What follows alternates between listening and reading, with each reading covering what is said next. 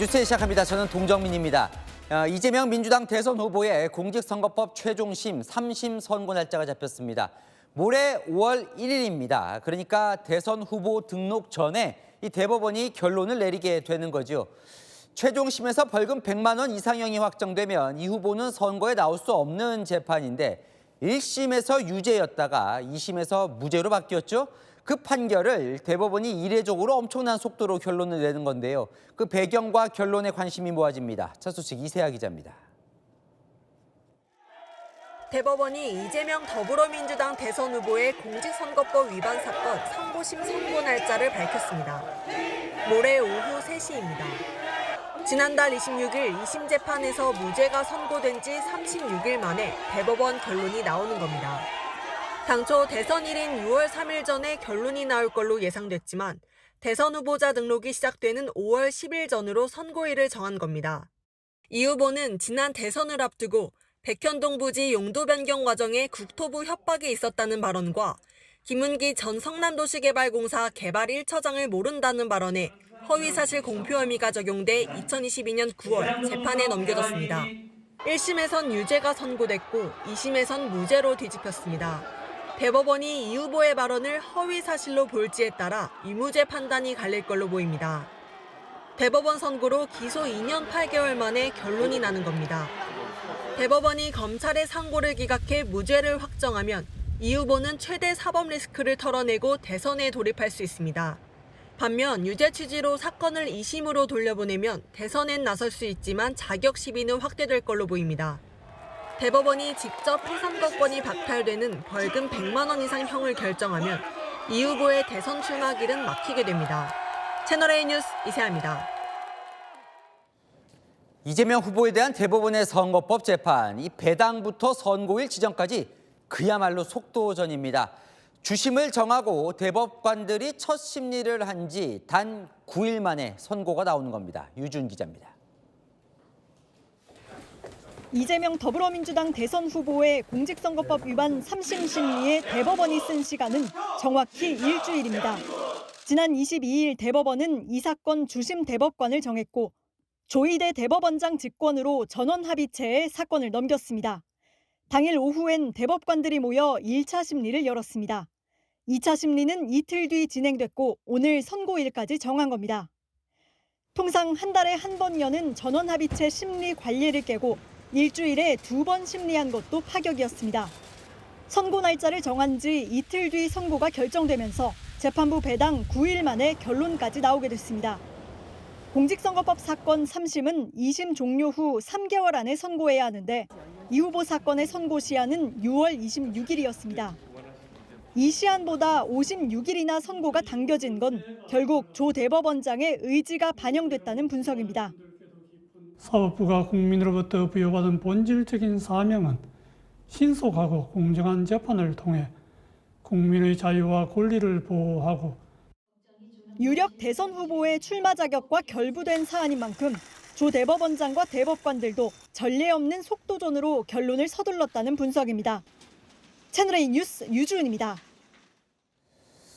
대법원의 결정은 빨랐다고 하지만 참 오래 걸려온 사건입니다. 김문기 모른다와 백현동 협박 발언, 지난 대선 경선 때부터 나온 발언이 이제야 나오는 겁니다. 기소 3년 만에 나오는 최종 결정 뭘까요? 이기상 기자입니다. 이재명 더불어민주당 대선 후보는 대장동 의혹이 불거진 20대 대선을 앞두고 김문기 전 성남도시개발공사 개발사업 1처장을 모른다고 말했습니다. 시장할 때는 이 사람의 존재를 몰랐다. 하위직 실무자인데 같이 갔으면 그 사람이 얼굴이야 제가 봤겠지만 그 사람이 이 사람인지를 여러분은 어떻게 압니까? 경기도 국정감사장에서 백현동 부지 용도 변경에 국토부 압박이 있었다는 발언까지 포함해 2022년 9월 기소됐습니다.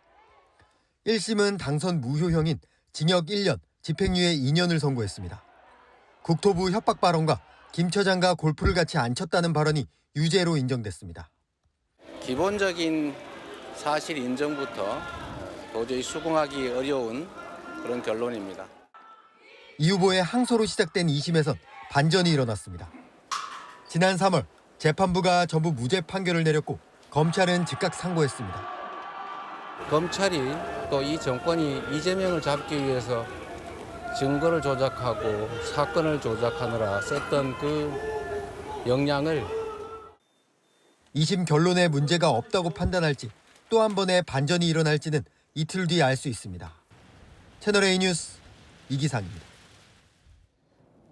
민주당은 무죄를 확신하면서도 이 대법원의 이례적인 행보에 다소 긴장하는 분위기도 있습니다. 마침 오늘 이재명 후보는 종일 재판 참석차 법정에 있었는데요. 나오는 길에 기자들이 의견을 물어봤습니다. 뭐라고 했을까요? 이서영 기자입니다. 후보 선출 이틀 만인 오늘 대장동 재판에 출석한 이재명 더불어민주당 대선 후보. 대법원의 공직선거법 위반 사건 상고심 선고가 모레 잡혔다는 소식에 짧게 입장을 밝혔습니다. 대법원 선고 정해졌는데 날짜는 어떻게 보세요? 이례적으로 빠르다는 평가 있거든요. 법대로 하겠지요. 민주당은 재판부가 상식과 순리에 맞는 현명한 판결을 내려주기를 기대한다고 공식 입장을 내놨습니다. 당 내에선 대법원이 무죄를 확정지어줄 거라는 기대가 큽니다. 파기환송을 하기엔 일정이 지나치게 빠듯하다는 겁니다. 법조인 출신 민주당 의원은 피고인에게 독이 되는 선고라면 날림공사, 자판기 주문 생산하듯 9일 만에 못한다며 뒤집을 여지가 없다고 말했습니다. 다른 민주당 관계자도 본 후보 등록 전 무죄를 확정하려는 취지 아니겠냐며 지금은 법원의 시간이 아니라 국민의 시간이라고 했습니다. 하지만 다른 의원은 지켜보자며 긴장감도 늦추지 않았습니다. 국민의힘은 반겼습니다. 조속한 판단을 내리기로 결정한 것은 정말 다행한 일입니다. 이제는 더 이상 뒤로 미룰 수도 피해갈 수도 없는 심판의 시간이 다가왔습니다. 이 후보는 모레 대법원 상고심 선고 외에도 6월 3일 대선까지 매주 화요일마다 3번 재판이 잡혀 있습니다. 재판이 잡힌 날엔 이 후보가 공개 일정을 잡을 수 없는 상황입니다. 채널A 뉴스 이서영입니다. 네, 한 기자 사회부 법조팀 자연길 차장 나왔습니다. 네, 대법원이 모레 이제 이재명 대표 공직선거법 드디어 이제 최종심 판결을 내린다고 예고를 한 거예요. 이게 근데 이례적으로 빠른 거라면서요? 네, 이 사건을 보면요. 초유가 아닌 점을 찾기가 오히려 더 어려운 재판입니다. 일단 대법원장이 직권으로 직접 전원합의체, 그러니까 대법관 전원이 참여하는 재판부에 회부한 게 초유의 일입니다. 전원합의체 회부 당일에 바로 대법관들이 모여서 심리를 하고 이틀 뒤에 두 번째 합의를 바로 열었던 것도 이례적이었습니다. 그리고 전원합의체 회부 9일 만에 선고가 나는 것도 그 속도가 이례적이라고 볼 수 있습니다. 그러니까 전원합의체라는 건 이제 대법관들이 모여서 이제 논의를 하는 거잖아요. 그러면 이 사건은 어떻게 논의가 지금 되고 있는 거예요? 네, 이 대표 사건은 그 대법원장과 대법관 포함해서 12명이 심리를 했습니다. 재판장은 조희대 대법원장, 주심은 박영재 대법관인데요. 박 대법관은 조희대 대법원장이 지명해서 윤석열 전 대통령이 임명을 했습니다. 하지만 성향을 따지자면 중도 내지 진보적 성향이 아니냐 그런 평가를 받고 있습니다. 근데 이 사건은 주심보다 오히려 이 대법원장, 조희대 대법원장의 역할이 더 크다는데 이건 무슨 얘기예요? 네, 이게 굉장히 정치적으로 부담이 되는 사건이잖아요. 네. 근데 이 부담이 되는 사건을 대선 전에 최대한 빨리 처리한다. 이런 방침을 세운 게 조 대법원장입니다. 선고일도 직접 대법원장이 결정을 했습니다. 조 대법원장은 대법원 판결에서 의견이 많이 엇갈리면 사회 혼란이 가중된다. 이런 소신을 갖고 있는 걸로 알려져 있습니다. 선고일을 빨리 잡았다는 것은 그만큼 유죄와 무죄의 의견이 팽팽하게 엇갈린 게 아니라 한쪽으로 의견이 몰렸다. 이렇게 추정이 가능합니다. 자, 근데 이 시기가 이제 정치권이 주목하는 이유는 대선 후보자 등록하기 전에 잡은 거거든요. 이건 어떤 의미가 있을까요? 네, 결론적으로 말씀드리면 후보자 등록하기 전에 선고일이 잡히면서 대법원이 내릴 수 있는 3가지 결론 모두가 살아있다는 의미입니다. 1심 결론을 유죄하면 무죄가 확정됩니다. 반대로 유죄로 봐서 2심 재판을 다시 하라고 하면 파기환송입니다. 그런데 대법원이 2심 결론이 틀렸다 이렇게 결론을 내고 유죄를 확정 지어버리는 파기 재판이라는 것도 있는데요. 만약에 후보자 등록한 이후에 선고일이 잡혔다면 파기 재판을 할 경우에 대선 후보를 바꿔버리는 효과가 너무 크기 때문에 그 경우의 수는 배제될 가능성이 높다는 분석이 지배적이었습니다.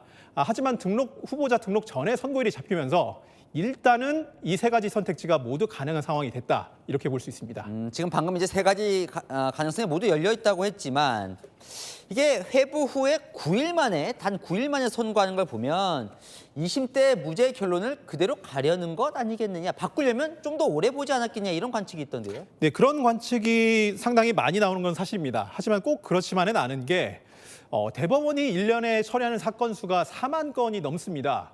대법관들이 하루에 처리하는 판결만 해도 10건에서 15건 정도 되거든요.